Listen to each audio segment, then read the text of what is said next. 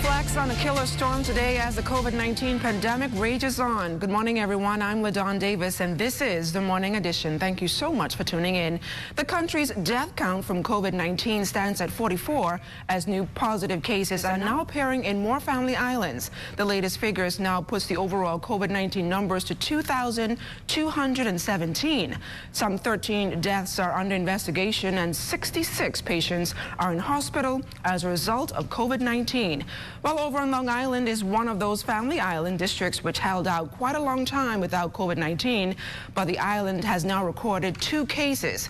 Officials tell ZNS News that for weeks now, residents in that community were busy policing themselves in terms of alerting officials to visitors to that island. Residents there were also practicing the social distancing protocols and wearing masks. 2 confirmed cases are also over in Mayaguana. COVID-19 impacting the training of recruits on the Royal Bahamas Defense Force. Officials there advising that new entry training has been discontinued to allow the proper management and treatment of those testing positive for the virus and to keep non-COVID positive recruits in isolation. A statement from the Defense Force noted that recruits who are all asymptomatic and tolerating their exposure well are on a vitamin and electrolyte regime to boost their immunity and clear the virus from their system. The recruits have also been briefed on protocols to follow should they or their fellow recruits exhibit any symptoms. Today marks the first anniversary of Hurricane Dorian's landfall here in the Bahamas. Described as the most intense and powerful hurricane ever recorded, the monster Category 5 storm packed winds of almost 200 miles per hour and literally sat on the islands of Abaco and the nation's second city. Now, 1 year later, Abaco and Grand Bahama residents are still recovering from the dangerous hurricane, and government created a new Ministry of Disaster Preparedness, Management and Reconstruction to better manage any natural disaster. At 5 o'clock this afternoon, Prime Minister, the Most Honorable Dr. Hubert Minnis, will deliver a national message on the first anniversary of Hurricane Dorian. Please tune into the ZNS network and our social media platforms for live coverage of the Prime Minister's address. The official opening of the 2020-2021 academic year has been delayed due to the substantial increase in COVID-19 infections across this country. Minister of Education, the Honorable Jeffrey Lloyd, announced yesterday that officials at the Department of Education need more time for urgent planning and consideration. Therefore, public and private schools across the country will open on Monday, October 5th. Now, with the shift to virtual learning, parents have questioned whether school fees should be paid, considering that the child is not sitting in the traditional classroom. Here's the minister's response. If that child is receiving instructions from a private school, then that service must be paid for. Another matter which has come to the attention of the ministry is the issue of homeschooling. All homeschool students must register with the Ministry of Education homeschooling unit. Secondly, the homeschooling concept is not a license for an interested parent or two to establish a school within their homes and charge other interested parents a fee for their child to attend, unless that school is first registered with the Ministry of Education as prescribed by law. That school, that arrangement qualifies as being a school. And the law states that persons operating a school or intending to do so must first register with and be approved by the Ministry of Education. Stay close, we've got more right after this. You're watching The Morning Edition.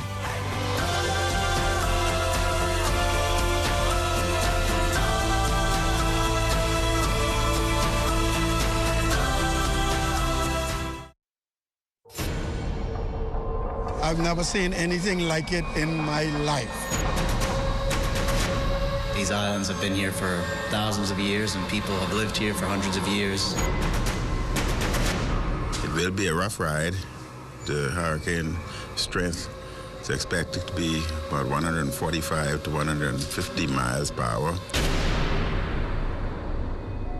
We are experiencing a natural disaster unlike anything we would have experienced in the past. Hundreds of persons all pushing to get inside. We was in a tornado, so it ride us around and around and keep us in front of the apartment. This island ain't got no electricity. This island ain't got no water. Dead bodies floating still in the water. The wind was over 250, lift my truck up off the road. I've never seen nothing like this in all my days. This lives beyond Category 5.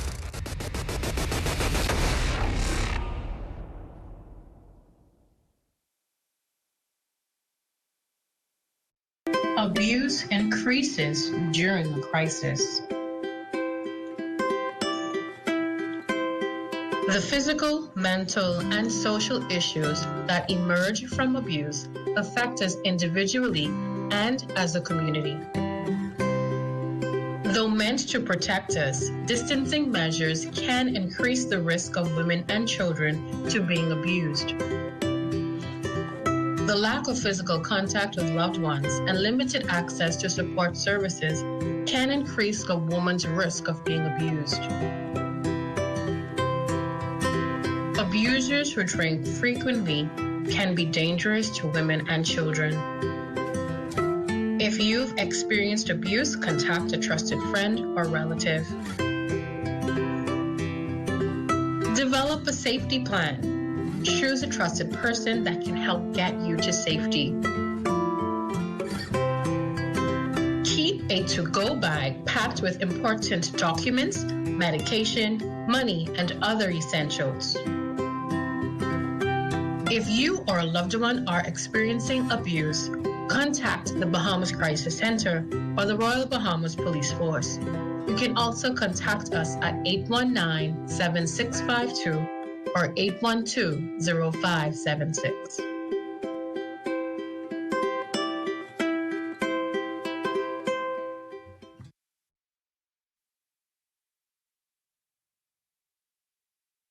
The Ministry of Health continues to monitor the effectiveness of the public health measures to prevent and control the spread throughout the Bahamas. The public health measures set in place to slow the pandemic in the Bahamas are working. For them to keep working, keep up with the guidance, because the pandemic is not over. So we appeal to you to stay disciplined, stay physically distant as much as possible, continue to protect your elders, and in doing so, we can further progress through the opening up of phases and return to a greater sense of normalcy. Thank you. Good afternoon. This message has been brought to you by the Ministry of Health and this station. Hi, I'm Dr. Ferguson. During this global pandemic, we ask for you to be responsible. As we fight this COVID-19 virus together, we would like to encourage you to do the following. Wash your hands. Cover your mouth and nose with a flexed elbow or tissue when coughing and sneezing. Please practice social distancing by staying 6 feet apart. Avoid touching your eyes, nose, and mouth. If you must go out, wear a mask. We stay here for you. Please stay home for us. To those who are on the front line, we salute you as we continue this fight together. This message has been brought to you by the Ministry of Health in conjunction with GD Media Solutions and this television station.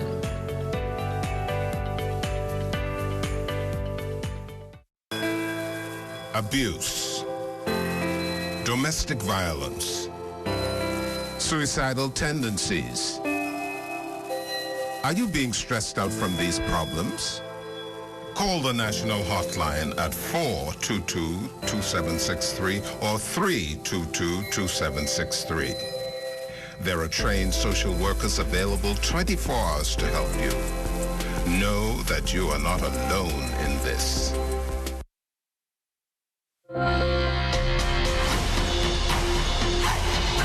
Welcome back to the morning edition. Beaches are now opened here in the capital for at least 4 hours each morning. This allows residents to enjoy the waters of the Bahamas. Lloyd Allen joins us live from Saunders Beach. Good morning, Lloyd. Bye-bye. Well, good morning, Bahamas. This morning we're here at Saunders Beach, and of course, many know that this is day 2 starting on the new schedule of activities that Bahamians can now engaging in, now taking some advantage of leaving their homes with safety and precaution and moving on to some other activities, including some beach activity, which according to the Prime Minister, durates from about 5 a.m. to 9 a.m. every day, Monday to Friday. This morning, I'm joined by a local pastor, Ann Higgins, who's talking a bit about preparation that her organization took leading up to this event. Good morning, Pastor Higgins. Good morning, good morning. I'm so excited about this morning because, on Saturday, we had over 200 pastors and ministers all over these islands at the gates, praying and covering before the Prime Minister opened up. They were praying and covering the island, covering the children, covering the people, and covering everything, even economically. And so this morning, it's exciting to see that the people that are here taking advantage of the beach. You have something, and not until you miss it or you don't use it, you realize it's been here all along. So the earth has been getting some rest, but this morning it's being trampled upon, and I'm excited. And of course, I'm out here, and my grandchildren is out here as well, enjoying this moment for the next hour. For the next hour. Now, another thing, of course, we know that many kids, as you said, are out hitting the beach. I spoke with a family earlier who, unfortunately, one of their kids may have been attacked by some sort of jellyfish. You obviously live in this area. What advice do you give the persons coming out early in the morning, hitting the beach? What precautions would you suggest? Well, the thing about it is, especially if you're having children, just be careful. Don't get too excited. Look where you're stepping, because even not just jellyfish, but there are rocks that are still up under the sand. And tide is high or tide is low. You're going to look and see where you're going. Don't just jump in the water and have kids diving in the water. Look where you're going, and you will be safe. All right, so some important information coming in there from Pastor Ann Higgins, who's been a part of a pastoral team praying for the nation, leading into today's unraveling of the economy, which obviously includes some beach activity. Now, will you be touching the beach sometime today, hopefully? Listen, every morning I'm out here at least from 6 a.m. taking advantage of it. So today, you know what? I brought my kids. I'm going to just take a break because I'm here every day. And those who have not been here, this is their day. All right, thank you so much. And of course, reporting here from Saunders Beach for the morning edition, Lloyd Allen, ZNS Network News. Some beautiful shots there of persons on the beach. Meantime, with more businesses reopening, many remain hopeful for the local economy. However, we can tell you that many vendors over at Our Key say they have not returned to the outlets. We're told by the Vendors Association that some business operators are reluctant due to the recent loss in business. Some of them say they may return to Our Key to conduct pickup services later on this week. Meantime, over in Grand Bahama, boats took a severe beating during the recent storm on that island, but with the help of a civic group, boaters are being provided with some assistance. Here's Jamila Mizik. The fishing industry in East Grand Bahama was devastated as most of the fishermen lost their boats and engines due to the powerful storm. However, fishermen can now taste a sense of normalcy thanks to the Rotary organization's boat repair program. Director of the Rotary GB Disaster Relief Committee, James Saul, says with the help of their sponsors, they were able to set up work camps in McLeanstown and Sweeting's to assist with boat repairs. We repaired all the damaged boats, and to date, we've repaired over 115 boats. So it was a massive task, but there's 115 boats that are seaworthy now. And the next step is to get these fishermen engines. We've outfitted about 25 so far, and we've raised enough money to do more, and we're going to get as many of these as possible. There's probably another 50 we have, and there's still money coming in. So we're gonna help a majority of these fishermen get back on the waters. He says they've also come up with another initiative to assist the fishermen in making an income. Grand Bahama Wine and Dine, which is a Facebook page with over 5,000 members, and these are people who like food a lot. And what we've done is we're advertising for the fishermen on this site. And the other day the fisherman sold out his catch in an hour and a half. And because the distribution channels are not set up with the way they were before the hurricane. They're slowly coming around.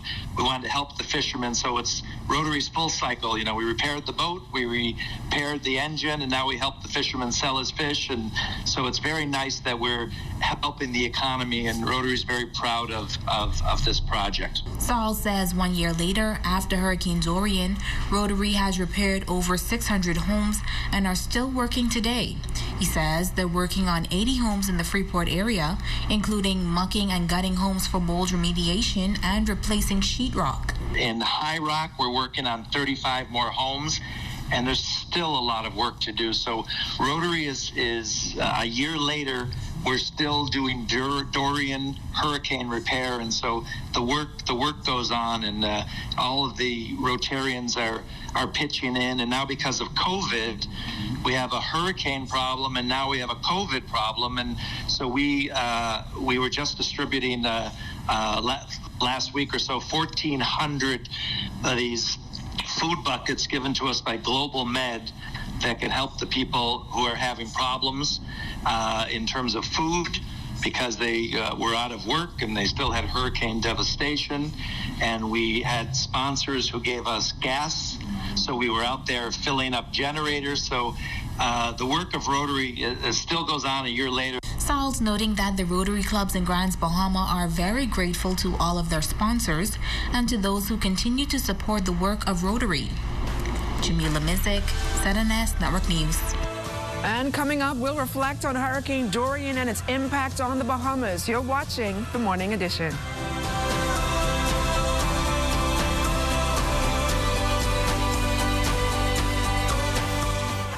It is important to take precautions to reduce your risk of getting infected with COVID-19, even when you go to the grocery store. Practice physical distancing that is 6 feet apart from others while you wait in line to enter the store. 1 person per household needs to go. Use wipes to disinfect the cart or basket handle that you select. Avoid touching your face, unnecessary items, and surfaces. Try to touch only what you are buying. So carry a grocery list to help you move along quickly. Do not forget to wear a cloth mask while you do your shopping and carry hand sanitizer with you. Practice physical distancing that is 6 feet apart from others as you shop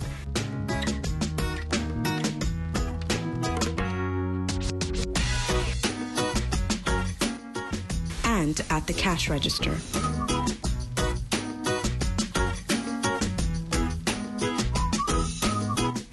As little time as possible in the store and get enough groceries to last you for a while. Once your groceries are packed and loaded, use hand sanitizer and rub your hands together until they are completely dry. When you come home from the grocery store, take off your shoes at the door and put all of your grocery bags in one area. Disinfect your grocery bags. Rinse produce and wipe down cans and packages with soap and water before you put them away. Wash your hands thoroughly for 20 seconds when you are done. Wash your clothes and your reusable grocery bags. This message has been brought to you by the Ministry of Health in conjunction with the Broadcasting Corporation of the Bahamas.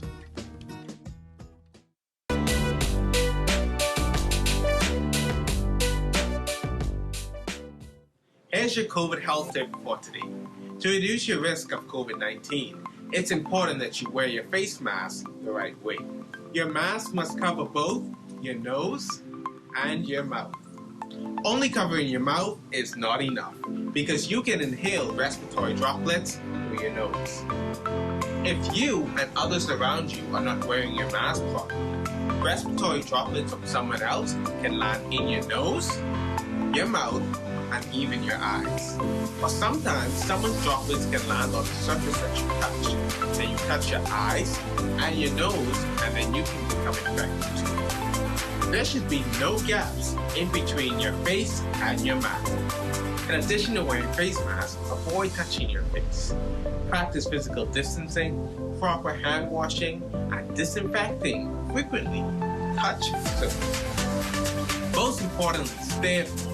Do your part to prevent the spread of COVID-19. This message has been brought to you by the Ministry of Health.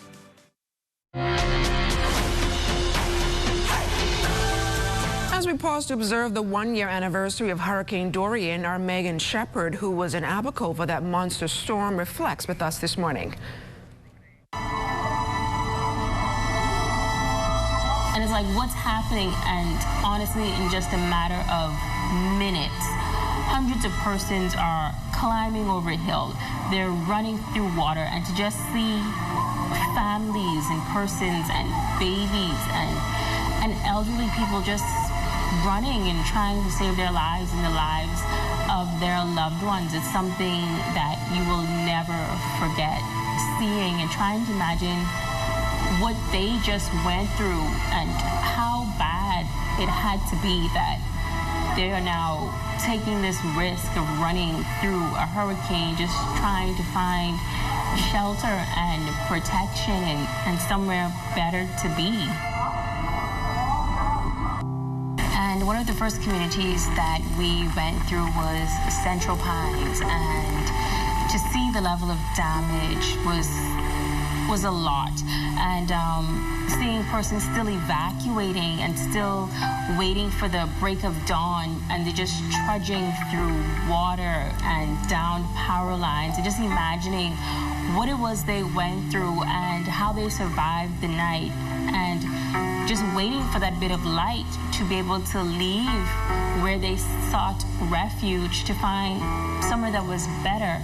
It was all just heartbreaking to see, and hundreds of cars were flooded and flipped over, trees were down, and you just try to imagine what you imagine what Abaco was when you went to bed the day before, and then you wake up and you're driving through these communities and you're just shocked, like, this can't be the Abaco that I just saw the day before that, in this condition now. And just trying to put yourself in the shoes of persons that survived that through the night and now will have to start over, most people from scratch.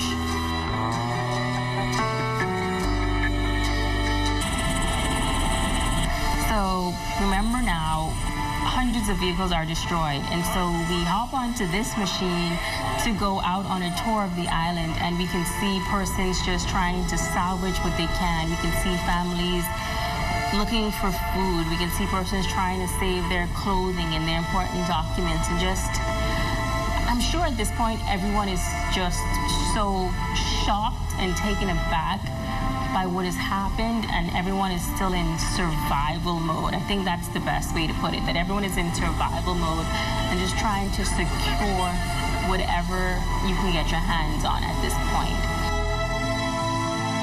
I had to go up in the attics and hope that the roof don't go, so, and then, but thank God for life.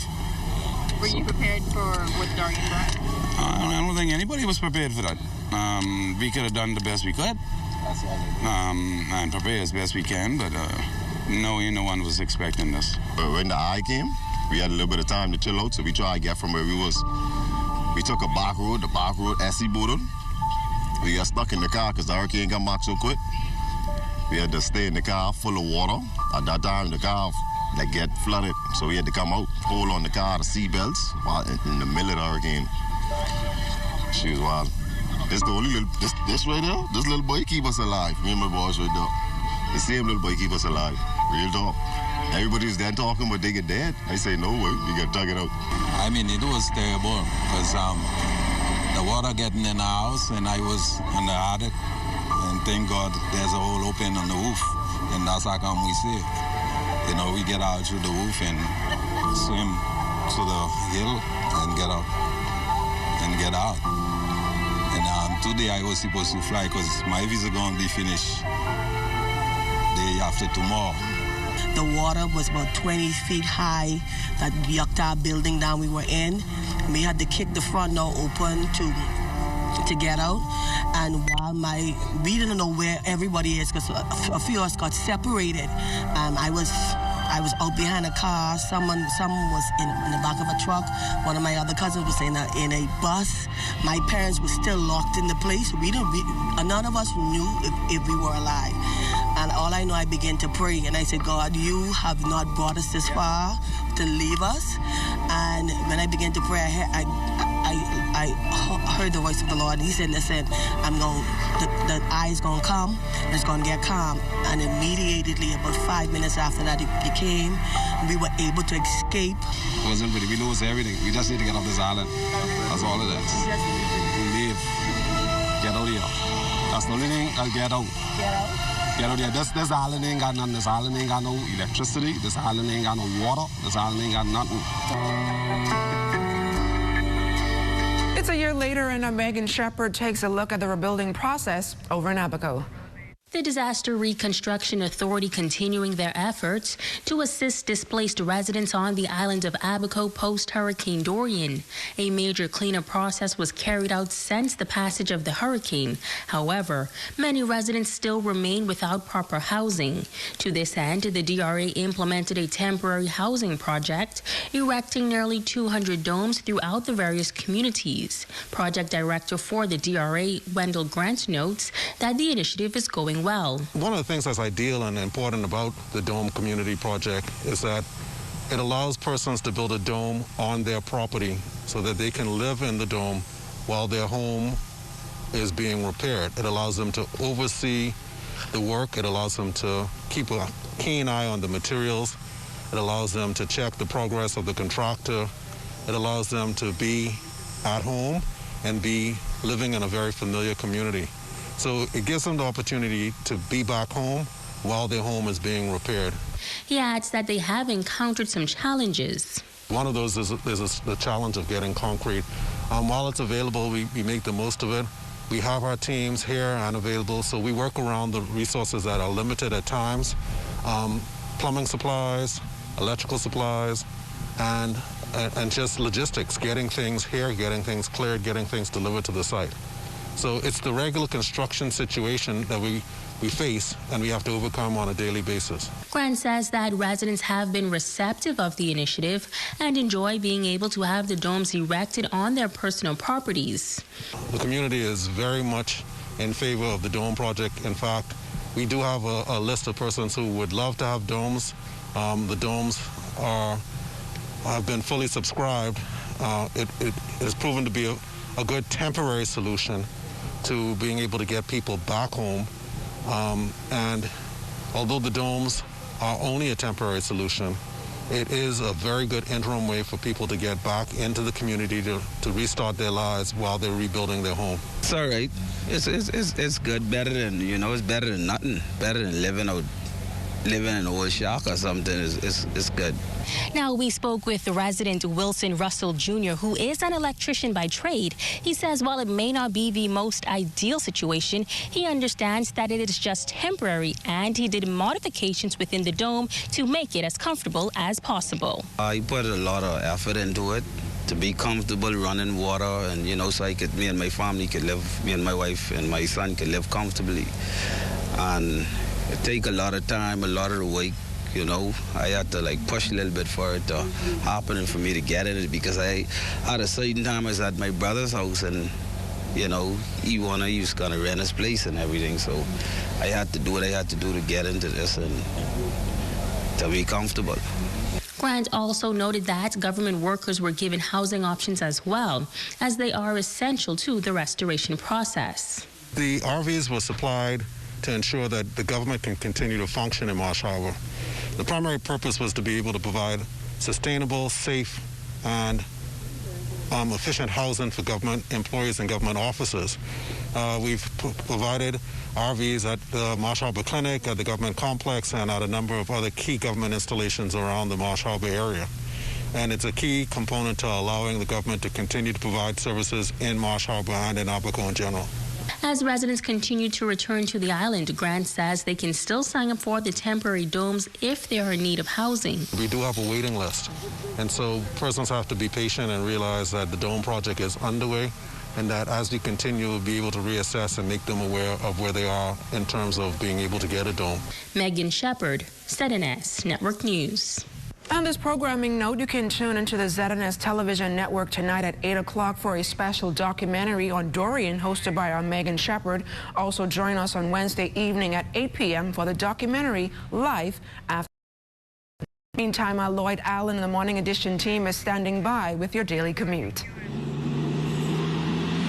Well, good morning again, LaDon. Good morning, Bahamas. It's a busy Tuesday morning across New Providence as many motorists are making their way to their various destinations, of course, with the soft opening of the economy. This morning, we're joined by Corporal Patrick Kemp from the Royal Bahamas Police Force Traffic Division, who's giving us an initial look at overnight traffic. Good morning, Mr. Lloyd, and good morning, Bahamas. Within the last 24 hours or so, we've had some 10 accidents. One of those would have been with injuries. And we're going to encourage and continue to encourage the motoring public out there to drive safely, pay attention, plan your route, and drive to arrive alive, of course. Now, of course, Officer Kemp, with increased numbers of drivers, motorists on the streets, now with these new orders coming in from the Prime Minister, what advice can you offer to some motorists who may, over the past few months, may not have had an opportunity to properly register or license their vehicles? Well, Mr. Lloyd, because of the pandemic and what we've been experiencing with temporary measures in place in reference to lockdown and whatnot, we're understanding and realizing that a lot of persons were not able to particularly license their vehicles. However, we still required at least those vehicles to be insured. Now that the country has, with limited measures, have been reopened, you will notice an influx of persons now who are making attempts to have their vehicles licensed. That's commendable. There are still some exemptions until the government gives the all clear in reference to that. And when he does, we'll have some 60 days in which persons will still be allowed to get their vehicles sorted out. All right, so the point coming in there, of course, this morning, even though you are permitted up to this time to traverse possibly without the license or registration, officers still asking that you traverse with caution and care. Reporting here from Saunders Beach this morning for the Morning Edition, Lloyd Allen, ZNS Network News. Thanks a lot, Lloyd. And we want to thank you for continuing to make ZNS your #1 news and information network. Only the sun covers the Bahamas better than ZNS. We invite you to join us at 5 o'clock this afternoon for a message from the Prime Minister to mark the first anniversary of Hurricane Dorian. And that's a wrap for us this morning. For the entire team, I'm LaDon Davis. Make it a fantastic day, everyone.